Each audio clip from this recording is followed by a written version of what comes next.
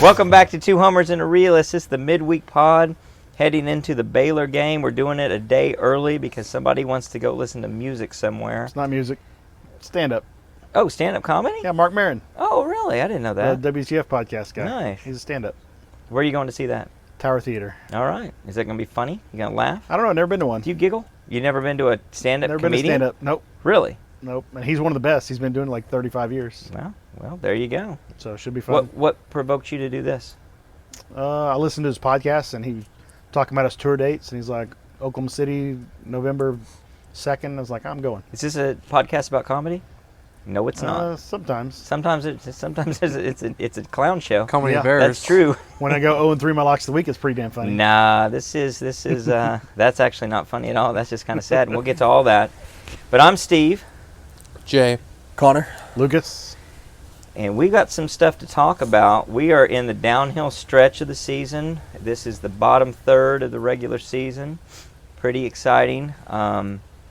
Still yet to be determined what kind of season it's going to be in terms of what OU accomplishes, if we can get to a bowl game. One win away. We're going to cover that. One win away. It seems very doable, obviously. Still a disappointing season for me. It has to be a disappointing season, but also at the same time, maybe more of a come-to-reality season. I think in perspective, we'll look back and say, well, there's some disappointing moments. There's some kind of moments of elation, but also it's just one of those seasons where we wanted more than what we were probably capable of. A lot like the 99 season. We were 7-5 that year, and I think that was a season where we didn't have very high expectations, but then as the season built on, we were losing games we realized we could have won, and so it's disappointing in retrospect, and obviously we're disappointed in some of those games. I'm hoping we get to the end of this season, we look back and are very disappointed in that three-game stretch, and in each of their own ways disappointed in how those games unwound. But for sure, I think we can talk about the Baylor game that we're about to go into. And the question on the table is this the hardest game that OU has left? What do you guys think? This one's weird for me. Baylor's just not the team. Going into the season, I think a lot of people probably had this penciled on their schedule as maybe even the game for the conference this year. I think probably everyone expected this to be a big night game in Norman late in the season, or getting kind of that mid-late schedule for the Baylor OU game. I don't know. I still look towards Bedlam. If that Oklahoma State team can get healthy, and we're healthy, obviously, that may be a marquee game. I don't know about the toughest. I still look at Texas Tech the last weekend of the year in Lubbock. I'm just uncomfortable about that game. I think I marked that game early as one that I'm just kind of worried about. But I don't know. It's a weird feeling. Neither of these teams. It may be the toughest, but it also may just be the most disappointing of the matchups across the board. Because I think both of these teams had a lot higher expectations for where they'd be at this point in the season.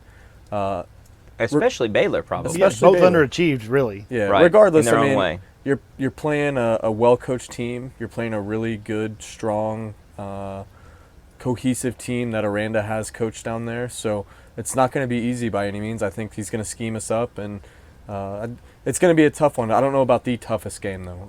I'm maybe still working through that question in my mind a little bit. But Lucas, Jay, thoughts? Yeah. Going into the season, obviously, we all thought Baylor was probably going to win the conference. They were picked to win it. They won last year, and we saw ourselves in the top three more than likely. Baylor, Oklahoma State, and us, and then it hasn't turned out that way.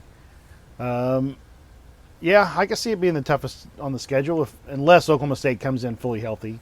Then I think that is tougher. We'll see. We'll see how good Oklahoma State actually is, and I don't want to put too much on a 48-0 drubbing from last week. But by the same token, if you look back at their scores, that defense, especially after you get past the front line, is not very good. They've given up a lot of points. It's just kind of a story of the entire conference this year. Not a lot of good teams. Steve, you've said it a lot.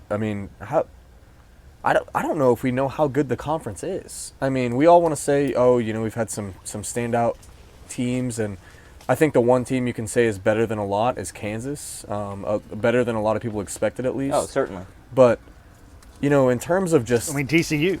yeah, well, yeah, but I mean, even that, we were picking TCU to win like 6 or 7 games this right? year. And and outside of those couple outliers, I don't know how good this conference is. So, to that point, I don't know. We'll see what Oklahoma State is once we get there and what they do between now and then and the couple of the games they have before us. But yeah, it's odd. I mean, it's a weird. Tech has given us problems in Lubbock, even when we were really good, and they were just okay. They've given us problems in Lubbock quite a few times. Now, is that relevant because it's a tough environment to play in, or what? Like, I think it's just another. The team shows up for us. Yeah, I mean, Kyler Murray had the one game where it was. We 14-0. Yeah, we barely won that game. Right. We had the. Well, I know, but the Baker and Mahomes shootout. We had the loss in '99 when we were clearly the better team. Okay, but I mean. Honestly, like we turned the ball over a lot against Kansas in 1975. I don't really know how that's relevant. I don't know that we've blown out Tech very often in Lubbock. We've had some pretty big games there. If you look back, we've had a couple of pretty good, solid victories. It's a tough place to play. I think I would believe it from the standpoint of those fans probably really get up for us, for different reasons as you go back through history. Mike Leach, I think, got him up for us a lot, and there's probably some carryover from that. But I think every place is a difficult environment. Between now and then as well. I mean, right. What is Texas Tech going to do between now and then? And how good are they really? I mean, they I lose just 3 games going into our game. Yeah. What's that really do? Yeah, I don't know if I'm looking back at Aranda versus Riley, or even Rule versus Riley, and kind of putting that on this year, but Baylor seems to have played us really well lately, and I have a lot of respect for Aranda, even though Baylor is having a down season. I feel like he always comes up with a really good defensive plan against us, and they're a physical team, they're a tough team, and they've struggled more this year than most thought they would, so it makes the picking the game a little bit harder, but. I don't know. For those reasons, I think it's our hardest game left. I think it very well could be our hardest game. I think we will be a lot about what our hardest game is. We will determine what our hardest game is in these 4. Any of them could be, and on paper, though, this stacks up to be probably the toughest. The most talented team that we're going against. You do get it at home, but West Virginia is just not a very good football team right now. Texas Tech is not a very good football team right now. And it remains to be seen about Oklahoma State, and we get them at home as well. Well, they're all teams that you have to play good. Right. You can't just play okay. Yeah, and there's no team in the Big 12 the rest of these games that you can just be okay against, obviously. And that's an interesting thing about this season and the Big 12, going back to just how good is this conference really. I think this conference is altogether very, very closely aligned in terms of their, not necessarily their talent level, but of their effective talent level, what they put on the field and what they actually do.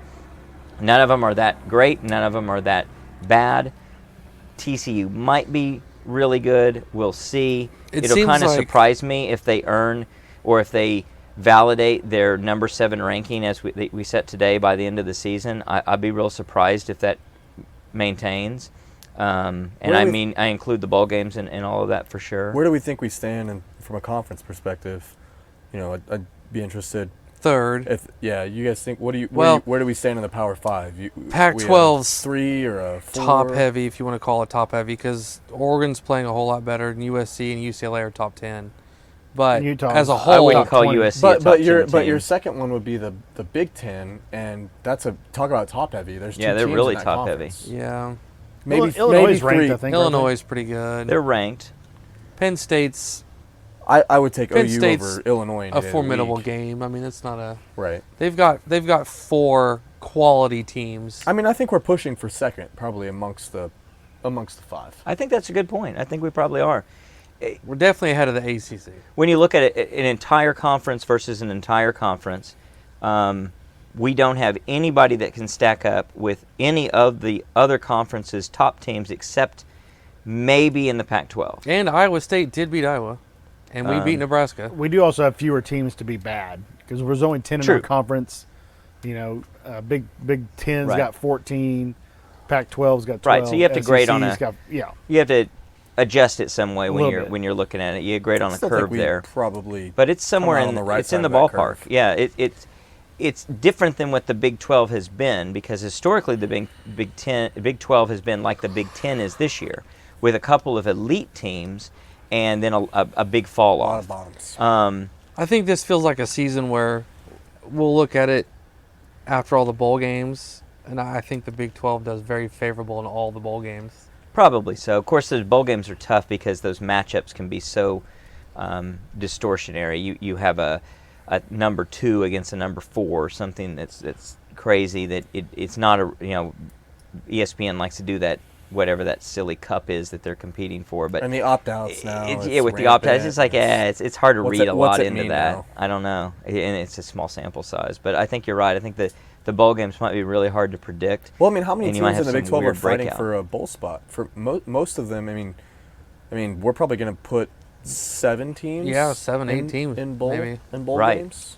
We might actually So- get hosed on somebody getting left out that shouldn't. I mean, the team you Um, think probably is really at risk of getting left out, who maybe initially thought might not, is I think Kansas is one of those teams with 5 wins right now that is going to have to really fight to get a 6th win. Yeah. Iowa State's another team. If they like get that. their 6th win, Well, with as many they'll- bowl games and as they there are, will they compete. probably get in. We'll get their 6th win Saturday. Oh yeah. There you Yeah, go. they might. We'll get see. into that, We'll yeah. see.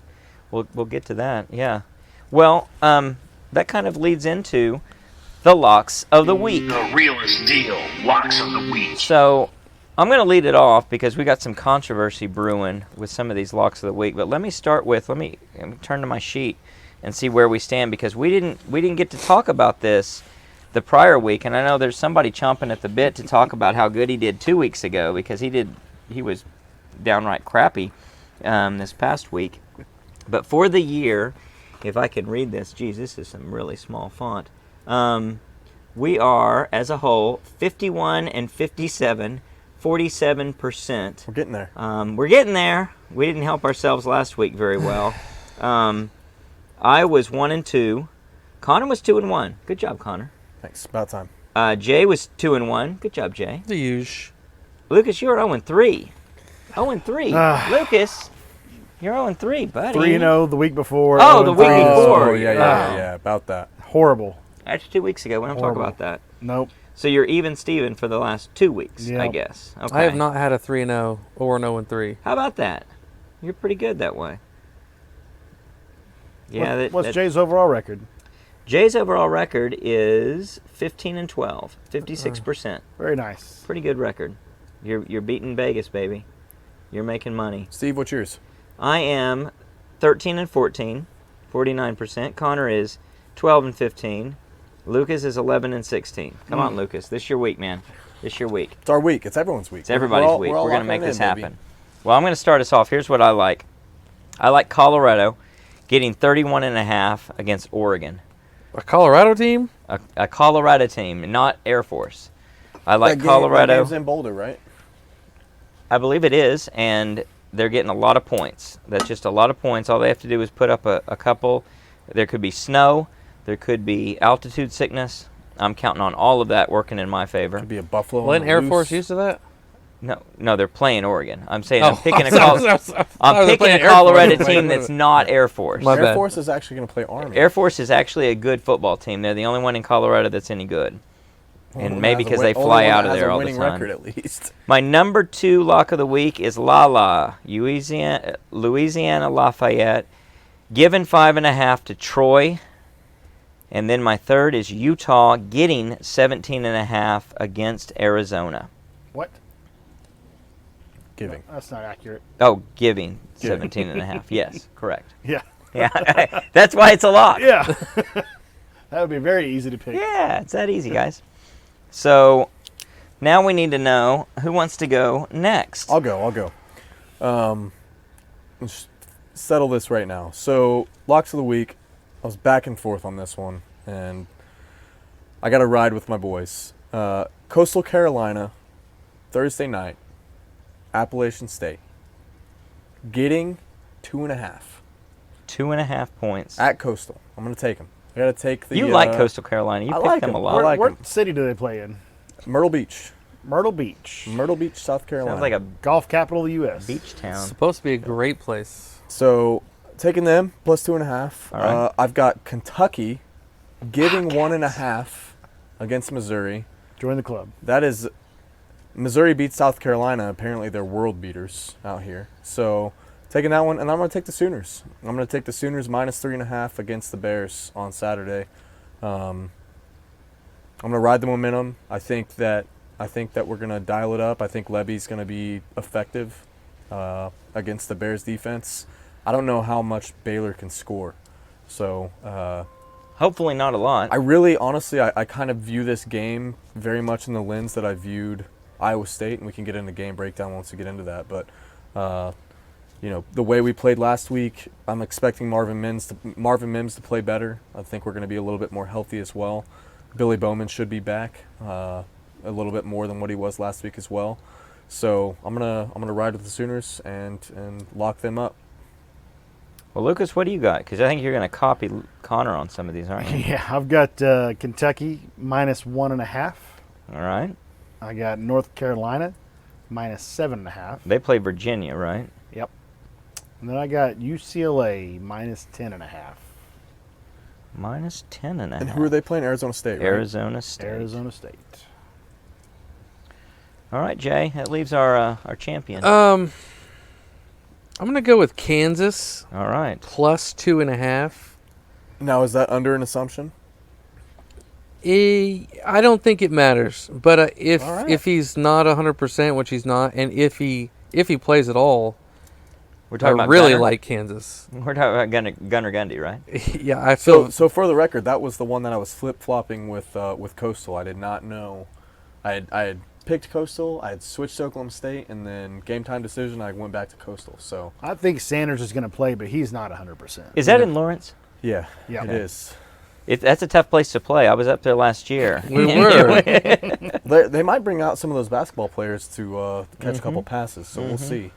They might let all the students in at halftime for free. No, they don't do that anymore. No. They've got a winning record right They've now. actually, they sell actually have tickets. a lot of people, buying tickets to get in there. And the next two games I picked based off of kind of turmoil amongst the teams.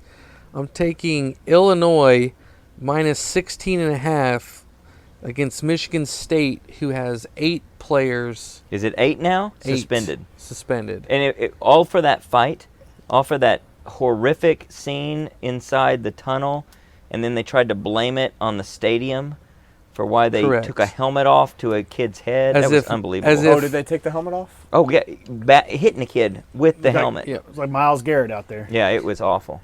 Well, maybe don't run down the tunnel by yourself without your entire team. True. When your coach is already holding your Blaming the team back. victim, huh? A little bit. What was the player wearing? He was dressing so provocatively. He was in street clothes. Yeah.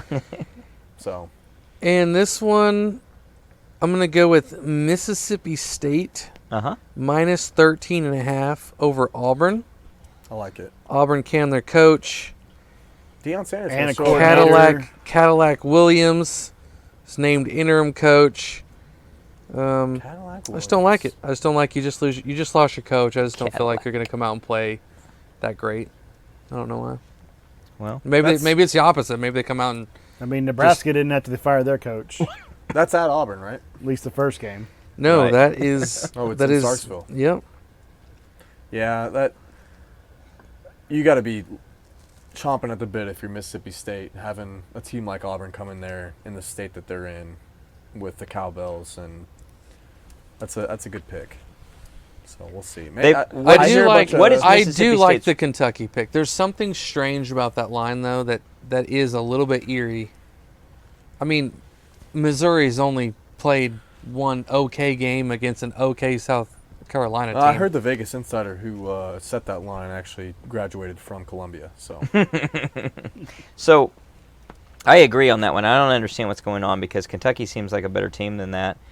They should have bounced back after that ass whooping at Kentucky at Tennessee. Tennessee. I mean, weren't they just top 10 team? They were Like right number up 7 there. or 8 or something. And- They've got Levis as the second and they've best been quarterback playing very, very coming out, well. too. Yeah, Levis is supposed to be like a top 5 draft pick. So what are we I mean, missing on that one, right? There's What are we something- missing? Something weird about that. What is Mississippi State's record? Somebody will look that up. 5-3. So this is a get bowl eligible type of game against Auburn. They've got a lot of reason to play and play hard. I kind of agree with what you're saying there. I like that pick. It's so funny how that team is just Leach could be that is a Texas Tech type of SEC team. Their- Leach could be coaching for Their a job. athletic director just left Mississippi State to go to Auburn. Exactly. So that's going to be very Yeah, interesting. What a weird Signs are changing. move there, right? So do you think there's a chance? I know you talked about that a little bit in our I mean, Auburn's chat. a better job than Mississippi State. Well, yeah, somebody- I would agree it probably the is. experts have pinned Kiffin as one of the top choices at Auburn. The Right. top choice. And I don't I don't seems get like that a one. lateral move to me. I tend to I would agree. completely agree with you. I agree with I what mean, he's got maybe going the donors on. at Auburn have more I money disagree than with all Ole three of Miss. But but- why leave?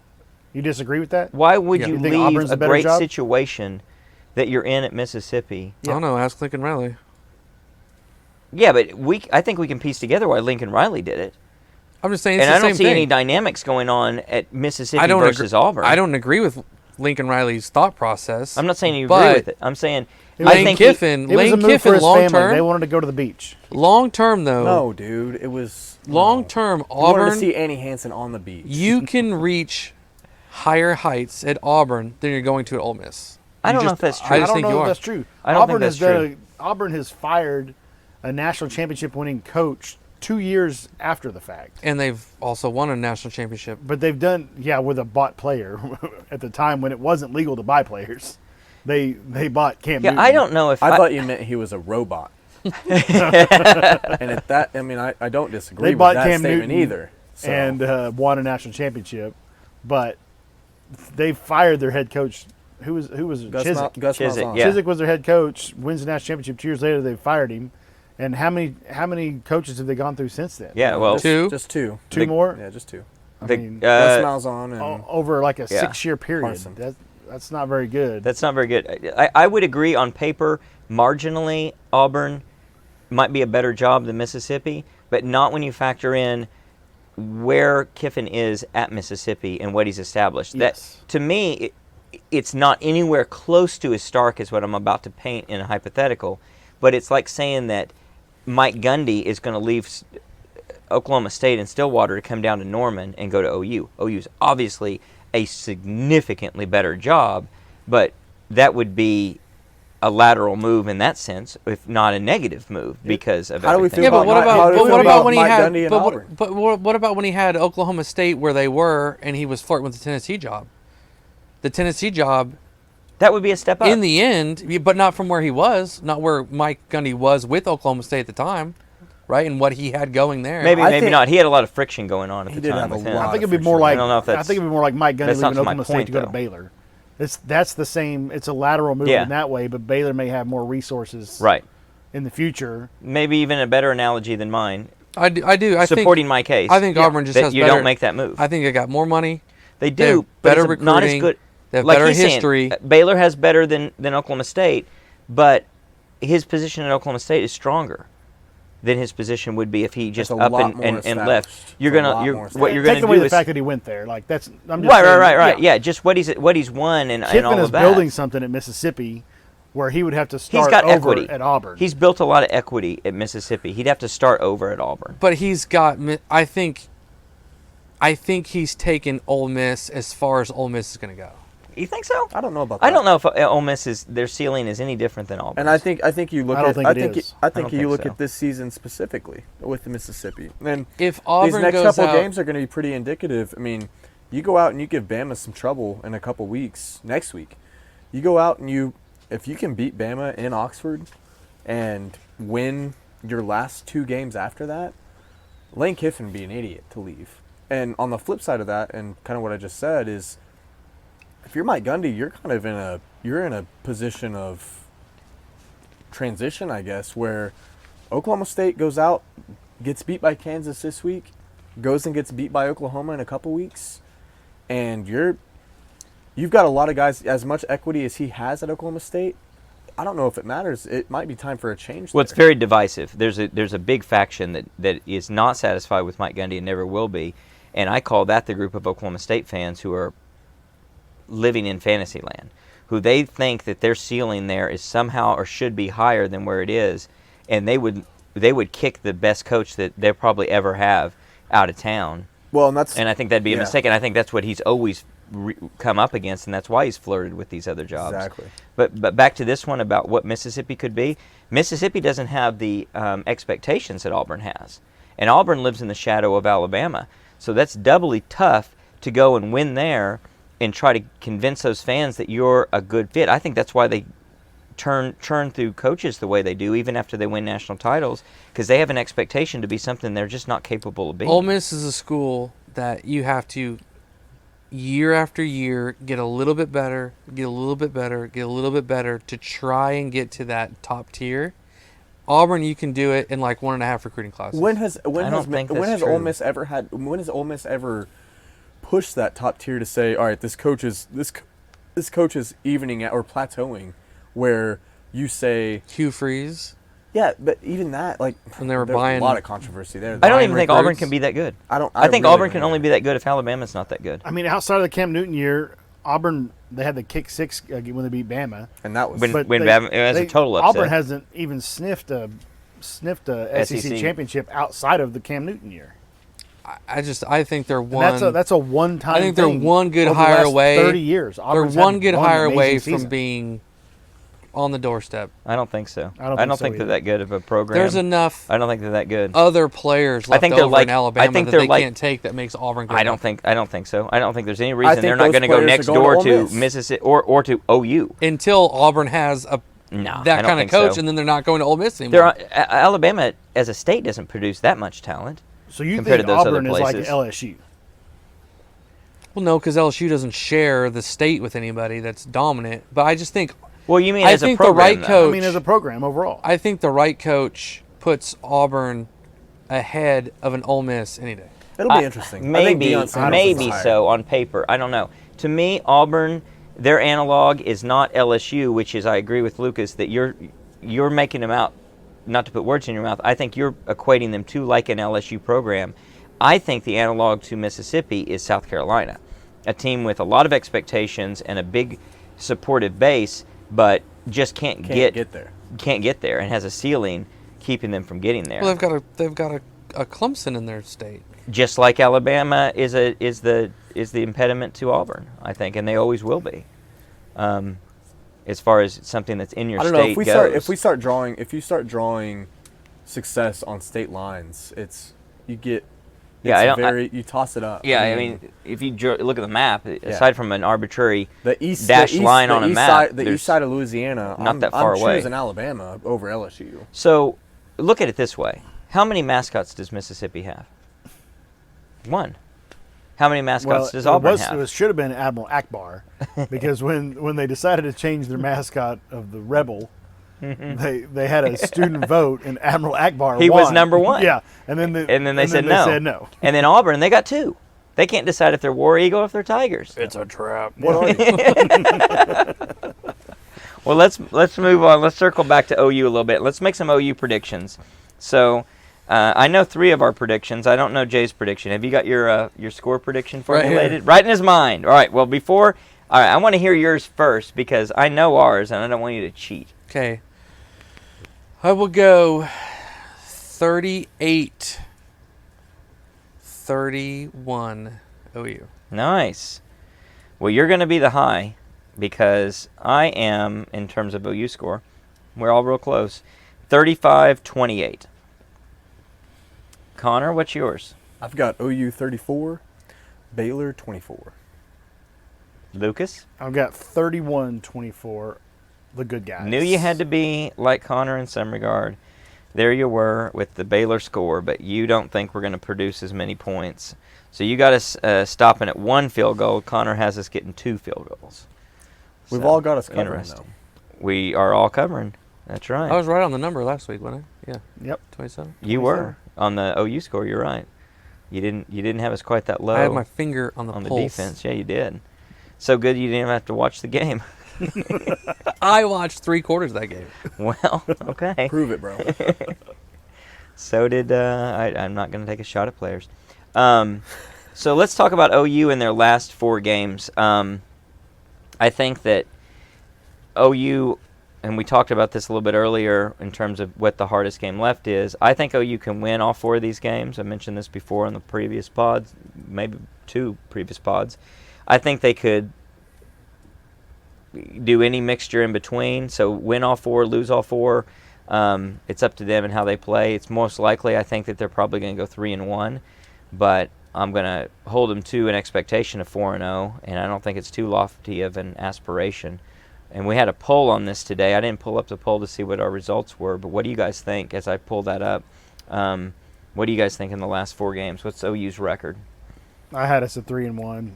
I don't know the specific game. No, I don't think Same. you have to pick. I but just Just feel like there's one loss hanging out there. I think there's like one dumb loss. If we I don't- mean, like We have to put it all together each game. I actually think it's more likely like a West Virginia or a Tech loss. Just kind of One of the 2 away games. just one of those weird. We just don't play well, and we can't figure out why because we've been playing well, and it just makes no sense. We have to bring both sides of the ball Yeah. all 4 of those games to win. Yeah. If one game the offense shows up and the defense doesn't, you can lose. If one game shows up, the defense is awesome and the offense isn't, you can lose. We have to have four games with both sides of the ball playing well.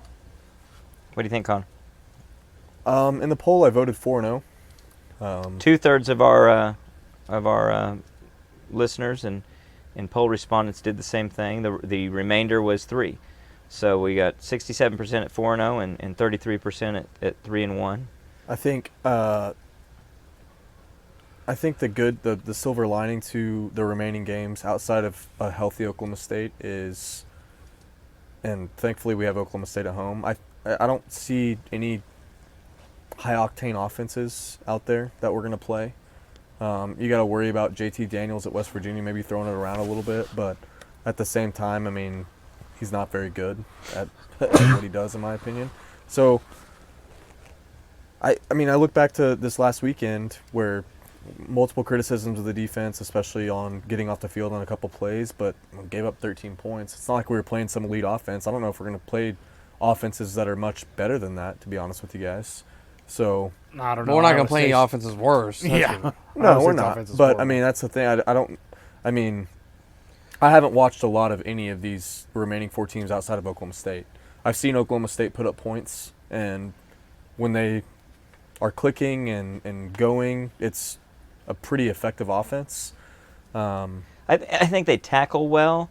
I think that's the same thing you're going to say about Baylor. They're going to be really good on defense. They're very sound. The fundamentals are sound for these teams. You got to hope Lebby doesn't slip back into maybe what we saw in that 3-game stretch. Right. I don't want, and, Right. and even Gabriel at to that point. I don't want to see Gabriel, rushing things or Right. panicking. I mean, we saw some plays the other day that we mentioned out loud here while we were watching it. Is, some of the plays that Gabriel was making, he wasn't making earlier in the season, where he was either throwing the ball away, where Checking in the past he down. was trying to run away from pressure and getting tackled from behind. Taking hits. Yeah, so I mean, it's hopeful, but to Lucas and Jay's point, I hope we don't see something where it's like we're just kind of left scratching our heads. I think it's a possibility for sure, but I do have us going expectation-wise 4-0 to finish off the season. And Is it fair to say, or is this a homer take, that we are getting better, solidly better, and so position by position as a whole, unit by unit, scheme by scheme, coaches more comfortable with what we're capable of doing. It seems like we've settled into, although we're trying new things, we know what we're capable of. We're back to running a lot of 4-2 set on the defense. We offensively, aside from drop balls, we're running patterns that we know we can execute. We're running the ball more effectively. So from all that standpoint, if it's fair to say, I think it's fair to expect we can be competitive to the degree of expecting to win all 4 games. Yeah, I didn't get to talk about Iowa State, but that is a really good defense, and it was yet another game where we left a lot of points on the field, and it could have been a very dominant win, to be honest. It could have been 28-3 at like halftime. And only had one, not to interrupt, you're making great points, but only one goofy extra points that is 4 instead of 3 on the fake field goal, and that was from the 2-yard line. So it's not like we faked one from the 35 and ran it in. Yeah, we just barely got something And that we were. the Eric Gray drive was going to a touchdown. We're threatening for points there, and so you're and right. we've quietly, including the Texas game, even though it's, scoreboard-wise, it doesn't look like it. Our offensive line is getting better week to week, and we are running the football extremely well. And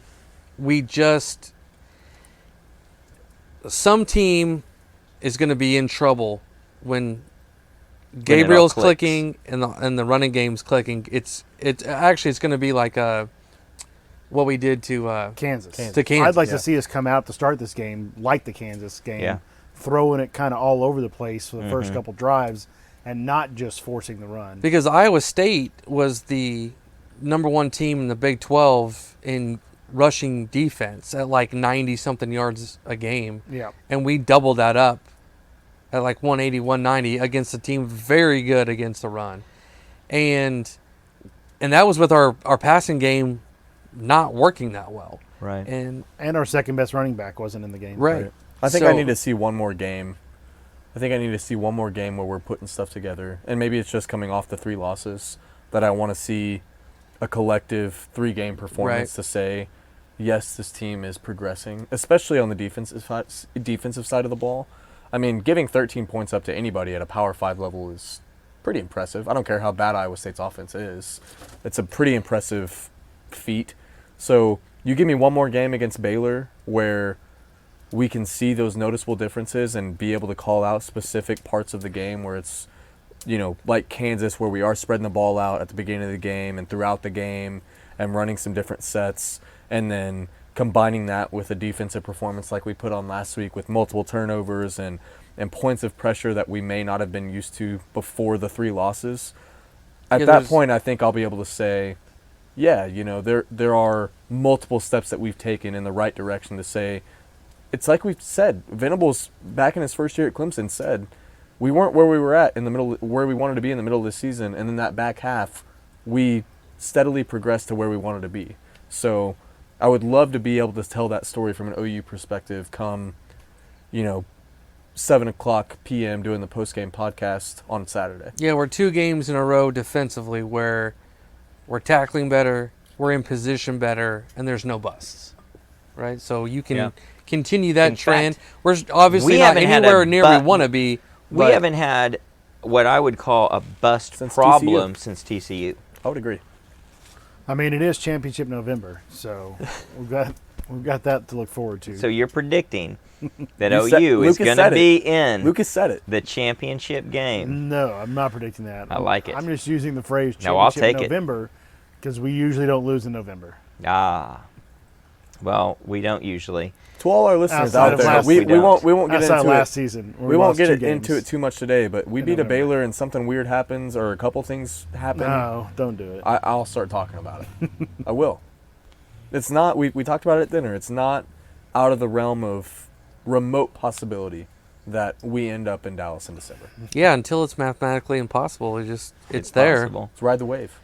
And it's possible in a way that it's not like a crazy long shot that you require a bunch of weird upsets to happen. You just have to have a lot of things happen. So a lot of things, every one of them may be a likely thing, but as you stack them all together, they become unlikely in totality. It's like winning the money line on like 9 out of 10 games, and then that 10th game Just burns you. Yeah, It's crazy how that math works. It, really It hits you. Math is tough, man. Math is tough. Well, we're pretty pumped and excited. We'll be here for the 2:00 game, ESPN Plus. We'll be at the game, so it won't matter. At least 3 of us will, maybe 4. Maybe we'll see. 4. Depends on 5th grade playoffs. Fifth grade playoff football, baby. means everything. and then we'll have the post game. Then hopefully we get some. The weather forecast is looking better and better, so hopefully we'll be back out here. By that time, probably under the twilight and with the fire going, watching this week. We had an extra hour to burn. There you go, extra hour to party. Yeah. and we'll get some late night games going. Maybe we'll even watch that USC game as they're going to get upset in a crazy fashion against California. Yep. It's hoodie season. It's hoodie season, beat baby. that. We got the fire going right now. We're going to have a fire going on Saturday. I hope everybody is going to enjoy the game and watch that Sooner victory. Until then, Boomer. Sooner.